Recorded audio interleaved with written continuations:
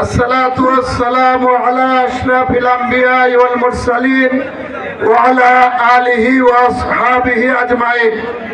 আজকের এই গণসংবর্ধনার সংগ্রামী সভাপতি উল্লাপাড়া উপজেলা জামাতের সংগ্রামী আমির জনাব অধ্যাপক শাহজাহান আলী, আজকের এই গণসংবর্ধনার মধ্যমণি বাংলাদেশ জাতীয় সংসদের নবনির্বাচিত সংসদ সদস্য, বিরোধী দলীয় হুইপ, বাংলাদেশ জামাত ইসলামীর সহকারী সেক্রেটারি জেনারেল, উল্লাপাড়া এবং সলঙ্গার গণমানুষের নেতা জনাব আলহাজ মাওলানা রফিকুল ইসলাম খান, অন্যান্য নেতৃবৃন্দ, সম্মানিত সুধীমণ্ডলী, উপস্থিত ভাই এবং বোনেরা, সাংবাদিক বন্ধুগণ, আসসালামু আলাইকুম ওয়া রাহমাতুল্লাহি ওয়া বারাকাতুহু।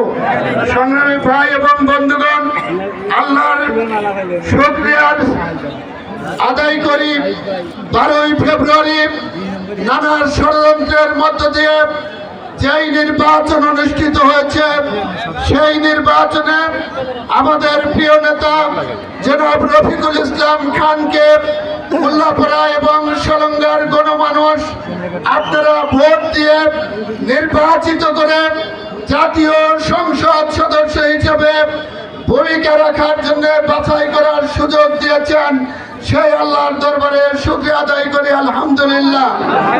ভারত, আজকের এই আয়োজন আজকে হওয়ার কথা নয়, এই আয়োজন হওয়ার কথা ছিল 2008 সালের ডিসেম্বর মাসে যে নির্বাচন হয়েছিল, সেই নির্বাচনেও আমাদের প্রিয় নেতা রফিকুল ইসলাম খান এই জায়গায় বিজয়ী হয়েছিলেন, কিন্তু ষড়যন্ত্র করে তার বিজয়কে ছিনিয়ে নেওয়া হয়েছিল। এই 12ই ফেব্রুয়ারির নির্বাচনে আর এক দফা ভোট কারচুপি করে তাকে আবারও পরাজিত করার ষড়যন্ত্র করা হয়েছিল। আপনারা উল্লাপাড়াবাসী, সলঙ্গাবাসী ঐক্যবদ্ধ হয়ে আপনারা ফলাফলকে ছিনিয়ে এনেছেন। আজকের এই আয়োজন করা সম্ভব হয়েছে। এ আসনের একজন মুরব্বী আমাদের প্রতিদ্বন্দ্বী প্রার্থী ছিলেন, আমি আপনার তাকে শ্রদ্ধার সাথে স্মরণ করে বলতে চাই, উনি আপত্তি তুলেছিলেন ভোট পুনর্গণনা করার জন্য। আমরা বলেছিলাম ভোট পুনর্গণনা হলে এই উল্লাপাড়ায় 12 তারিখে যে ভোট হয়েছে, সেই ভোটে রফিকুল ইসলাম খান কমপক্ষে 50,000 ভোটের ব্যবধানে, আজকে 500 ভোটে নয় 50,000 ভোটে তিনি বিজয়ী হতেন।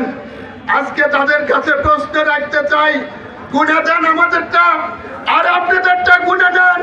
50টা আসনে সারা বাংলাদেশে জামাত ইসলামীর প্রার্থীদেরকে সন্ধ্যা রাত্রে এশার নামাজের আগ পর্যন্ত, রাত 9টা পর্যন্ত আমাদেরকে ভালো ফলাফল দেখানো হয়েছে। এরপরে কি হলো, যেই অ্যাপসের মাধ্যমে রেজাল্ট দেখা যেত, সেই অ্যাপসটাকে বন্ধ করে দেওয়া হলো।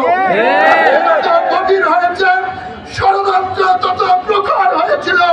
সেই ষড়যন্ত্রের মাধ্যমে আমাদের যে হারানো হয়েছে, সেই আসনগুলোর ফলাফল আপনারা গুণা দেন, বলেন কে কোন আসনে পাস করছেন আর ফেল করছেন। টিআইবি ইতিমধ্যে রিপোর্ট করেছে 20% উপরে ভোট হলো, জাল ভোট হয়েছে, সারাদিনে জাল ভোট হয়েছে, এজেন্ট বের করে দেওয়া হয়েছে। তারপরে আবার ভোটের ফলাফল পাল্টানোর জন্য 90টাতে 100 বানানো হয়েছে, 115টাতে 100 বানানো হয়েছে। যে সমস্ত অসাধু লোকেরা এই কাজ করেছেন, তাদেরকে আমরা পরিষ্কার ভাবে বলতে চাই, আপনি আজকে রমজান মাসে রোজা রাখতেছেন, যেই হাতে ইফতারি খাচ্ছেন, এই হাত দিয়ে 12 তারিখে ভোট চুরির কাজে আপনি ভালো ইফতারি খাবেন আর রমজানের শেষে এতে কাপ করবেন, আর আল্লাহ তাআলা মাফ করে দিবেন। আল্লাহ অত সহজ জিনিস নয়। যাদের ভোট কারচুপি করেছেন, তারা মাফ না করলে মাফ পাবেন না। আজকে বাংলাদেশ জামাত ইসলামী দেশের স্বার্থে, দেশের গণতন্ত্রের স্বার্থে জামাত ইসলামী ফলাফলকে মেনে নিয়েছে। জামাত ইসলামী আগামী দিনে এই আসনে আপনারা যেভাবে ইসলাম খান ভাইকে বিজয়ী করেছেন। আজকে রফিক ভাইকে অত্যন্ত বড় মাপের নেতা, তিনি মজলুম নেতা ছিলেন। 2 বছর আগে যেই হাতে হাত করা ছিল, আজকে সেই হাতে ফুলের তোড়া তুলে দেওয়া হয়েছে। 2 বছর আগে যে পায়ে টান্ডা বেরিয়েছিল, আজকে সেই পায়ে কদম বেশি দেওয়ার জন্য মানুষ আসছে। আপনাকে উজাড় করে দিয়েছে, জায়নামাজে চোখের পানি ফেলেছে, আল্লাহর কাছে দোয়া করেছেন। আজকে ভোট দেওয়ার পরে আবারও এখানে হামাগুড়ি দিয়ে অবস্থায় হলেও আপনাকে ফুল দেওয়ার জন্য এসেছেন। উল্লাপাড়ার মানুষের দেওয়ার পালা শেষ, এবারে উল্লাপাড়ার মানুষ আপনার থেকে বুঝে নিবে, তাদের দেওয়ার পালা আপনার আজকে শুরু হলো। এই উল্লাপাড়াকে আদর্শ উল্লাপাড়া করার মধ্য দিয়ে সিরাজগঞ্জের 6টি আসনের মধ্যে জামাত ইসলামীর দাওয়াতের কাজ হবে। আগামী জাতীয় নির্বাচনে 6টি আসন থেকে জামাত ইসলামী বিজয়ী হবে। সেইভাবে আমার নেতা এই ময়দানকে গড়ে তুলবেন, এ আশাবাদ ব্যক্ত করে আপনাদের সবাইকে ধন্যবাদ জানাই। অত্যন্ত কষ্ট করে দাঁড়িয়ে আছেন, বসার মতো কোনো অবস্থা নেই। আপনারা কষ্ট করে এসেছিলেন। আমার পক্ষ থেকে, আমার সংগঠন বাংলাদেশ জামাত ইসলামীর পক্ষ থেকে সবাইকে আন্তরিক ধন্যবাদ দিয়ে কথা শেষ করছি। আল্লাহ হাফেজ।